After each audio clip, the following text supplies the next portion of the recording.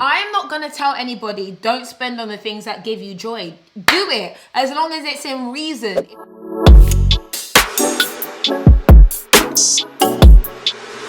Hello there guys, welcome to The Break. My name is Patricia. We're here bringing the tools you need to learn, grow, and navigate life like a boss and make money moves in the process. I hope you are all doing well. Today I'm going to do another reactionary video. I saw it on Glamour and I really wanted to react to this. I love bringing stories to you guys that can be quite inspirational but also hashtag relatable. But this one is like delectable as well. So this video here is on the Glamour website and it said how a chef making $158,000 in Jersey City spends her money. What I really wanted to explore is how is a chef making such a high salary, because it isn't something that chefs are known for doing. And what I know when it comes to being a chef, from what I've seen from like Gordon Ramsay's Kitchen Nightmares, is that it's intense, hard, slog of a work. And if anyone wants to be a chef, like they really want to be passionate about it. They really want to do it. And usually it is a very male dominated industry because it is really gruesome. So I saw a woman doing it and I was like, okay, let's see her story. So I'm gonna go ahead and play this for you guys now. Hi Glamour, welcome to my house. I hope you're hungry. I'm always hungry. My name is Courtney. I'm 25 years old and I live in Jersey City, New Jersey. By day, I'm a marketing manager at a food startup in New York City, and in my spare time, I run 2 food e-commerce businesses. So, she's 25. She's particularly young to be a marketing manager and particularly young to be making such a nice salary. But I love it and I believe that these opportunities are still available. And I do have a lot of younger people watching me and they say, well, it's not possible, it's not possible. Like right here, right now. So I'm excited to see her story. So she says she's a marketing manager and an e-commerce chef, which means that she probably has a day job and a side hustle. My businesses are called The Spread, which is my private catering service and dinner party service, and Thunder Cakes, which is the melting chocolate and cookies. Sorry, I just got really excited from that because what I would do. I'm hungry looking at the screen. I'm just gonna play that in slow motion. And here's how just look at it. I make $98,000 a year in my 9 to 5, and anywhere between $4,000 to $6,000 a month, depending on what events I'm throwing that month. Wow. So she's making a $98,000 a year salary at 25 years old. That is excellent. She must be quite a senior marketing manager. And then on the side, she's almost matching her salary from her own e-commerce business. And I love the fact that she's clearly straddling 2 different sides of her, but there might be like some kind of synergy between the two. Her experience as a marketing manager helps her run her e-commerce business. But let's see. I have around $12,000 in a traditional savings account. I have no money in retirement. To be honest, at 25, I didn't have any money in my retirement account or my pension. And I now am like obsessed with pensions. I think they're really important, especially from like a business, reducing my tax bill perspective, and also from realizing that I'm actually getting free money by putting it into a pension. And I think that no matter your age, you really should be thinking about a pension. I do need to do this pension video. I've talked about it a million times, but actually I'm going to shoot that today. But I totally get it why you're not thinking about it as a 25-year-old, especially when you've got other responsibilities. So she's also said she's got $60K in student loan. Student loan debt. All of that actually comes from my undergraduate degree. I do have my master's, but that was paid for in full by a fellowship. Oh, okay. Love this. I've heard this mentioned before about student loans being covered either by family or friends or by like scholarship opportunities. I think education is the best way to really pull someone out of a negative situation, or is one of the key indicators of like how much wealth someone generates in the long run. So I do love degrees and I do love universities, but I do understand that the debt isn't for everyone and the opportunity might not be for everyone as well. But in the scheme of things, 60K in student debt in America is not that much compared to some of the other numbers I've seen. I have 1 credit card. I typically put most of my business expenses on it, and for everything else I use my debit cards. I'm pretty Yes. strict now about the way that I use my credit cards because coming straight out of college, I was not the most fiscally responsible and racked up a good bit of change on a few retail cards. One of the biggest mistakes, I know so many people who made the mistakes out of university of getting the store cards or getting credit cards, not thinking about interest rates or the impact that these cards have on you and on your credit in the long run. It's one of a few mistakes I think that actually a lot of banks do, which is quite naughty, it's quite bad, where they target young people are fresh, who haven't got any debt yet, and give them these things and tell them, oh, it's free money for you just to waste, credit on stuff you don't need. And then you're like, oh my gosh, I got to pay this back. Yeah, no. I live in a lofted 1-bedroom in Jersey City, Cute. and it's 1,100 square feet. I spend $1,750 a month in rent and about $190 in utilities. I feel like her rent is good. I don't know much about New Jersey City, but she's spending just over 10% of her total income, which actually is really good when some people are spending literally half of their income on their rent. If she's got 158,000 coming in and she's spending 1,750, that is not too bad at all. And she has a place of her own. She isn't, sharing with other people. I don't think she's doing too bad in comparison to her incoming. I spend a little over $300 a month in subscription services. It's weird to me that she spends $240 on Blue Apron, which is, I believe it's like a food subscription services, but she's also a chef, right? She's also subscribed to Just Fab and Shoe Dazzle. Shout out to you. I also had these subscriptions. I had Just Fab for years. I never had Shoe Dazzle. Eventually, you don't need any more shoes. Like every month you're getting a new pair of your shoes. You're like, no, I don't need these. And also, they were never the best quality of shoes. I would much rather save up for a really nice pair of shoes, like a $1,000 pair of shoes, like once or twice a year versus like 10 pairs of cheap wooden plastic shoes. But yeah, that's just, I did it. I've been there. I had the Just Fab subscription, and then I was like, no, this is wild. I had too many shoes coming in regularly. And then Adore Me, I don't know what that is, but let's search. What is Adore Me? Oh yes, it's lingerie. To be honest, I'm down. I'm not gonna tell anybody don't spend on the things that give you joy. Do it, as long as it's in reason. If you've got £1, do not spend £10 on lingerie you can't afford. However, if you got that money coming in, and that's the whole point, you work for the things that you want, then why not, right? I travel into New York City Monday through Friday for my 9 to 5, and I spend about $81 a month for my unlimited commuter card. So to travel every week, she spends $81. I think that's reasonable. If it's getting to your job that pays you $90,000 a year, it makes perfect sense. We all have to pay to get into work, either via petrol or buying a car or getting a Metro card. My apartment is eclectic and cozy and warm and lived in. On the morning of an event, I typically wake up around 9 a.m. My bedroom is really cozy. So because the space is pretty open, it's kind of hard to close it off and really have that sense of privacy. So I like for it to feel very airy, very... I'm trying to work out what was $300 there. Was it the bed sheet, the bed, or the landing that her bed is placed on? I wasn't sure, but it sounded excessive. In my bedroom is actually my nightstand. So I bought it for $5 at a yard sale on the side of the road and took it home. There you go. Upgrade it. That thrift life there. Down, painted it like this really pretty midnight blue, and gave it a lot of really funky gold detailing. Changed out the knob for some crystal, and I really love the complement of the orange. Lovely. DIY. Hack it. Don't spend your money. Listen, I'm here for it. As much as I love fancy furniture as well, I am down for doing a little bit of customization, a little bit of, re-upholstering. Not that I have the skill or talent to do it myself. I'm not gonna lie, I don't. But if you have the skill and you like to do it, then great. Save yourself $400 for a side table. I ended up getting into DIYs because both of my parents are incredibly crafty. Growing up with that influence made it really easy for me to kind of find pieces of my own that were really quirky and colorful and remake them. The piece that I get the most compliments on is my periwinkle blue vanity. Also, absolutely stunning.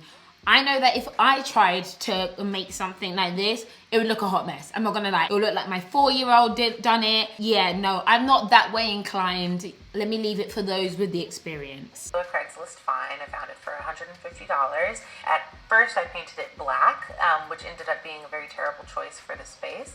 And then later decided that I wanted to paint it a really festive, kind of dainty periwinkle blue. On this particular day, I'm getting ready to host a dinner party. On the day of an event, the first thing that I'm going to do to prep for it is I'll usually get started working on the sides and putting all of those in the oven. So obviously she says she does private catering. I'm wondering if she does the catering at home and then takes it to where she's going. She seems to be buying all the like silverware and the tableware and the decorations. So I'm presuming she charges an additional fee to whoever she's hosting for. I want to see how this works. Hold on. $25 for a pouring spoon. Really? You know these are $2.99 on Amazon, but I'm sure that when you love this stuff, you definitely like spend more on it. And people might say the same about clothes or shoes or makeup. Like, would you really spend $60 on foundation? Like, yes, I would. You might not, but I would. So totally get it. If you want that $25 gold spoon, enjoy it. I wanted the kitchen to feel very colorful. I wanted it to not take itself too seriously, so I think food has to come from a place of a lot. Oh my God, I can't watch this video. I'm really hungry. I'm really, really hungry. This is stressing me. I'm gonna eat right after this video. Love and a lot of energy and a lot of character, so I tried to incorporate as much of my personality into it as I could. The kitchen when I moved in was all white. There was no backsplash. I actually was able to put that up myself. What a transformation. Oh! I feel like this should have cost a lot, especially if she's renting it. I'm hoping she hasn't spent a lot on doing that. And also, in an attempt to cover up a fridge that's pretty regular, I put temporary wallpaper on it. Great. Both projects in total cost about $50. What? No, she couldn't have transformed that dry mess to this for $50. Okay, well, it's $100, but amazing. You don't have to break the bank to make a living space your own. I buy transfer paper all the time actually, because I have like IKEA desks that look dry and then I buy this like marble paper. It's great. So I'm presuming this is very similar. I love it. What a good job. I've had my main company, Thunder Cakes, for 7 years. So she started her first business when she was 17 years old. She's 25. She's had a company for 7 years. And they say most companies go bust within 5 years. So she's still doing it. Amazing, but she's also working and doing something else. How has she got the time? Spending anywhere between $400 to $500 on ingredients, wow. About $30 per month on my website, $400 for my photographer, wow. And about $100 for marketing. She puts the money down, and that's what you have to do. She's doing the original investment. I'm presuming her cakes must be fantastic. I don't know much about the cake industry, but the amount for the photographer seems ridiculous because she could probably take the images herself, but she's probably busy as well. Maybe she doesn't have the equipment, but let's see. Often I'll have the need to hire a courier service to handle deliveries that are too large for me to deliver myself, and I typically end up paying somewhere between $100 to $250 depending on the size of the order. Can you imagine like deliveries for cakes? I've never seen it. Actually, no, there are companies here that do have Hummingbird Bakery that do, but they're huge, big companies that deliver cakes, and they're overpriced. I don't buy those. Sorry, no. Each cake sells for about $40, and I typically make $30 profit per cake. In a busy month, I'm typically popping out about 200 orders. Let's do the maths. Like, let's do the computing. There are 30 days on average in a month. She's making 6, 9, 12. I can't count. My head's not working, but I don't understand how she's able to do 200 cakes on a side job. This is called efficiency here, and I love to see it. And also, I feel like she could charge more for the cakes. Like, she should be making maybe like £50, £60 or $60 profit from the cakes. But she's still making 8,000. This is so exciting, fanny fluttering. I need a new business. I need to start selling cakes. What? Her total profit, she makes $6,000 per month on a side hustle making cakes while still having a job. Drops mic. I started the sister company to Thunder Cakes, which is The Spread, about a year ago. Per event, I'll spend about $550, maybe $600 to feed about 30 guests. The smallest dinner party that I've had so far was for 6 guests, and the largest was for 50, so it really depends on the event and the occasion. The liquor and wine costs associated with that are liquor and wine. There's something about the word liquor that sounds so like extreme. What kind of turn up are they having at these events? I don't know. I never use the term liquor. Maybe like I'll be like the alcoholic beverages. Liquor sounds really hard, just saying. £550 or $550 per event. So that's quite expensive. So I wonder what she charges her clients. Is $200 each. I typically spend about $300 per event for my tables, cakes, and decor. Wow. Okay, so she's spending $850 to put on an amazing event. No location fees because I host here. She runs the events from her home. I think this woman is the definition of a hustler. I'm sorry. Do you know, I need to do this in my house. Where does she live? I'm confused and I love it. I'm here for it. So she spends $800 on events, but she is able to reduce her costs because she hosts them at home, and she charges £60 to £70 per ticket. Expenses are about $300 a year to maintain my food processing license. Excellent. She has got everything she needs. She's legal. She's not running some side hustle and the police are about to bust down her doors for moldy food. She's got her licenses, and I'm presuming she has a license to operate from her own home to run her business. And $299 a year liability for insurance. my liability insurance. Great. In the future, I'll be spending about $250 a month to rent $3,000 on a fridge. My gosh. But it's a commercial fridge and it is an investment into what she's doing. Wow. freezer and refrigerator space at a commercial kitchen nearby. I love working out of my kitchen, but I'm getting to the point where I really have to expand into a more professional space. Oh my gosh, a mixer for $249. This is one of these kitchen aids. I've seen them, but again, it's an investment. She can probably write it off on her taxes, under expenses.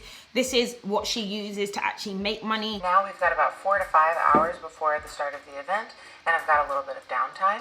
I'll typically spend that time sitting on the I've got to say, I love her decor. It's dramatic, it's glamorous. I'm here for it. couch, rewatching Scandal, scrolling through Twitter, or maybe if I have a little bit of time, I'll start on a DIY project. But My question is, how would you ever have time? You've got these thunder cakes, right? You've got the bread business, and you're working a full-time job. What water are you drinking that we're not? What? Downtime. Girl, do you really have any downtime? Or clearly this is a lesson that a lot of us could be a lot more efficient. What you can do on the side is amazing. I actually have a French bartending license. A French bartending license. I'm presuming that gives her an extra edge. I love qualifications. I think it's really important. If you can get, additional qualifications in your life, do it. And they don't have to be, a university certificate. It could be a bartending license or a cocktail making degree, or I don't know if there's such a degree, but you know what I'm saying. Aside from the chairs, which are the only product that I rent for my dinner parties, I buy all of the tablecloths, all of the plates, all of the napkins, so that I can start to build an event inventory.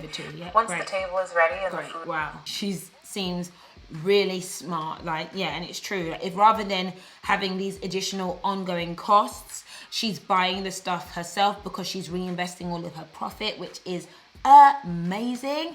But what I would also say is that if you're starting out and you can't afford to buy all the stuff in the beginning, renting isn't a bad option. It's definitely shoes. Just recently I bought $1,195 on shoes. We're friends.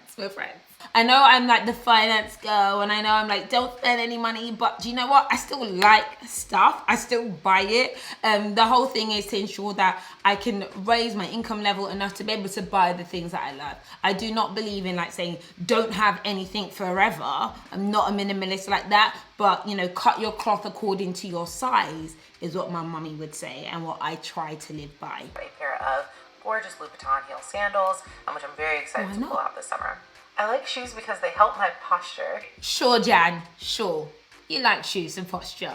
Okay. I recently got into skincare. One of my best friends is an esthetician, and she makes a lot of recommendations for me. The price of skincare products is pretty high, and I'd definitely rather spend that money getting actual services for my face with an esthetician, but I'm coming around to the idea of spending quite a large chunk of change to maintain my face on a daily basis. As much as I like that, as much as I'm a booty guru, I'm a beauty guru, I'm in this space, I talk about makeup, I talk about skincare, I talk about expensive skincare, because I definitely agree that the products themselves, like, not it doesn't necessarily mean the more expensive the product, the better it is, but a lot of the really good products are a bit more pricey because they're their active ingredients. There are definitely natural options out there that are great. Not coconut oil. I hate coconut oil. I tell everyone never to use coconut oil on your face. It's gross. But there are so many options out there that are affordable. And then, again, if you don't have the resources, don't do that. But she clearly does. If she was seeing an esthetician regularly, then actually this is actually a more affordable option. So that was me reviewing how a chef making $158,000 spends her money in Jersey City. And I, for one, must say I am thoroughly and utterly impressed. Not specifically by making reference to how she spends her money, but for me personally, it's how she makes her money, how she straddles her career alongside doing something and creating opportunities. And she seems to be very goal orientated, and I think that this is just a really great example. And I think there's a balance between following your passions and what you like and being able to actually make a living off the back of that. And she's doing that. She loves cooking, and actually she isn't a trained chef, but maybe she's a passion for cooking. She's got her licenses and she built a business off the back of that, but then she has a marketing job at a food startup. So she's really been able to encompass her career and her business around something she is really interested in, and I think that is fantastic. One thing I always want to do is I really want to let people know, especially women. I know that I've got all you guys out here watching me. It's a bit weird, but hey, you're welcome to the party. But it's just this concept that women nowadays, we have a lot of opportunity, and I think in general the young have opportunity, the diverse have opportunity, people of all races and background have opportunity. But I think what we need are more stories like this to bring them to the forefront, to even spark a discussion or to spark an idea in someone's head. And even watching that, I'm like, how am I gonna rent out my house and start baking cookies? I hope you guys enjoyed this video, and in the meantime I will catch you all later. So thank you for watching. Bye.